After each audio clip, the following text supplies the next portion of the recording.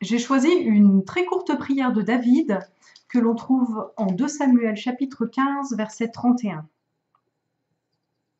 On va dire à David, Achitophel est avec Absalom, il fait partie des conspirateurs. David dit, Éternel, réduis à néant les conseils d'Achitophel. Éternel, réduis à néant les conseils d'Achitophel. Voilà une courte prière qui a été prononcée dans un contexte très spécifique.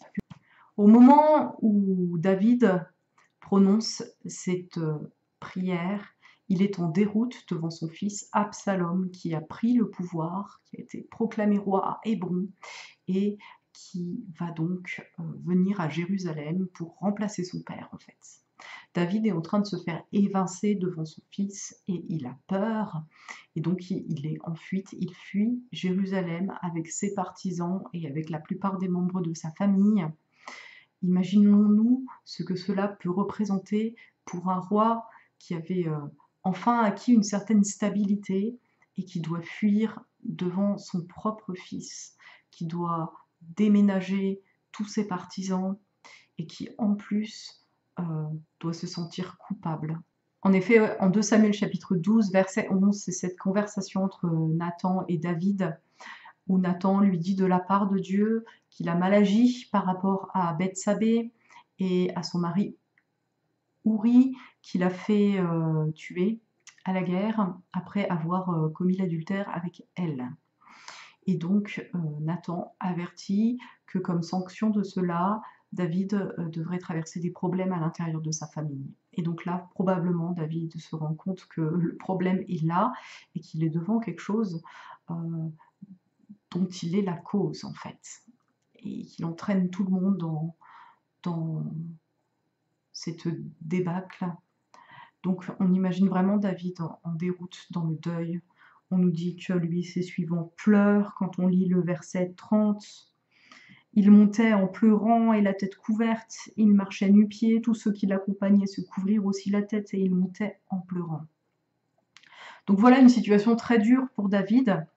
Et là, ce qu'on lui annonce au verset 31, Achitophel est avec Absalom, il fait partie des conspirateurs.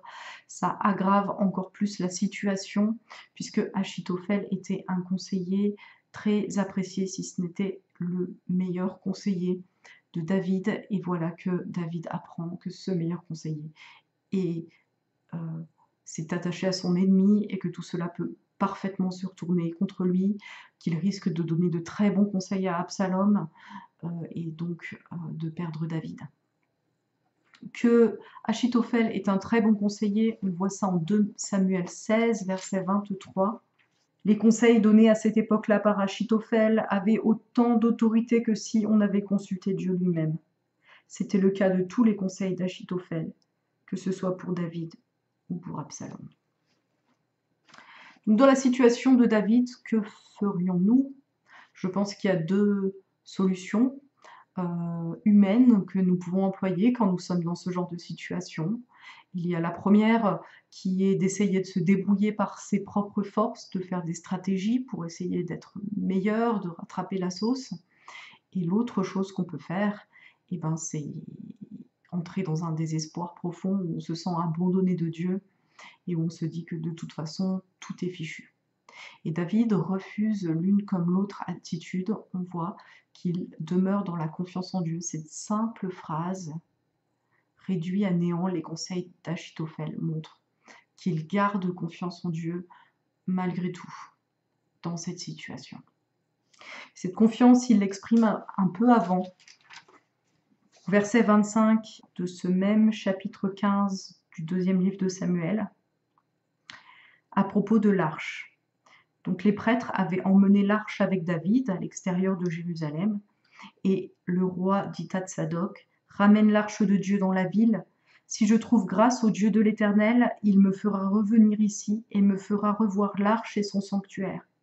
Mais s'il dit, je ne prends pas plaisir en toi, je suis prêt, qu'il me fasse ce qui lui semblera bon. » David reconnaît la souveraineté de Dieu, il reconnaît que sa royauté tient à lui, et il sait qu'en définitive, c'est la décision de Dieu qui prévaudra et il se remet à cette décision, il l'accepte. Et c'est dans ce contexte-là qu'il prononce cette prière. Réduit à néant les conseils d'Achitophel. Seigneur, je te fais confiance. Si tu veux me conserver la royauté, agis. Et David aura eu raison de prononcer cette prière. En tout cas, c'est ce que Dieu va faire. Les conseils d'Achitophel, qui étaient de bons conseils, ne vont pas être retenus par Absalom. Et donc, Absalom va être défait et David va redevenir roi. Il va retrouver sa place de roi. On voit ça au chapitre 17, verset 14. Absalom et tous les Israélites dirent « Le conseil d'Hushaï l'Archien vaut mieux que celui d'Achitophel. » Or, l'Éternel avait décidé d'anéantir le bon conseil d'Achitophel afin de faire venir le malheur sur Absalom. Alors la question de partage, est-ce que je pratique ce genre de petite prière? Dans quelles circonstances? Et en quoi cela témoigne de la relation que j'ai avec Dieu? Enfin, nous pouvons partager des sujets de prière. Quel sujet suis-je appelée à abandonner à Dieu? Peut-être en cessant d'essayer de me débattre avec mes propres forces ou en cessant d'être dans le désespoir. Quel sujet je veux lui confier aujourd'hui en sachant que c'est lui qui est souverain. Et nous pourrons prier pour ces divers sujets dans les groupes.